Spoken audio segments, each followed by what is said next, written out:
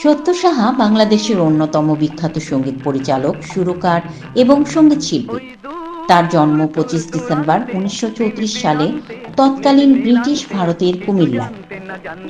সঙ্গীত জগতে তার অবদান বিশাল এবং দীর্ঘায়িত। তিনি বাংলা চলচ্চিত্রের সঙ্গীতকে নতুন এক উচ্চতায় পৌঁছে দিয়েছিলেন। সত্য সাহা কৈশোর থেকেই সঙ্গীতের প্রতি আকৃষ্ট ছিলেন।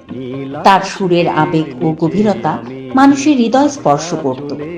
1960-এর দশকে তিনি চলচ্চিত্র সঙ্গীতে প্রবেশ করেন এবং দ্রুতই জনপ্রিয় হয়ে ওঠেন।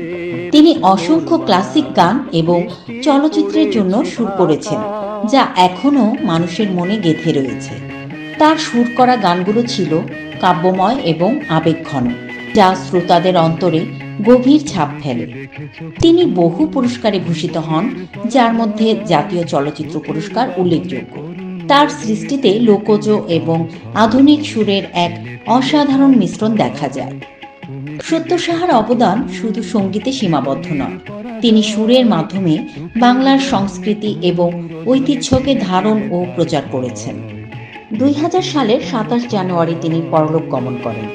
তার সৃষ্টিশীলতা এবং সুরের জগতে অবদান তাকে চিরস্মরণীয় করে রেখেছে। বঙ্গ নিউজ বিডিসি চ্যানেল পরিবারের পক্ষ থেকে এই গুণী শিল্পীকে গভীর শ্রদ্ধা ও ভালোবাসা।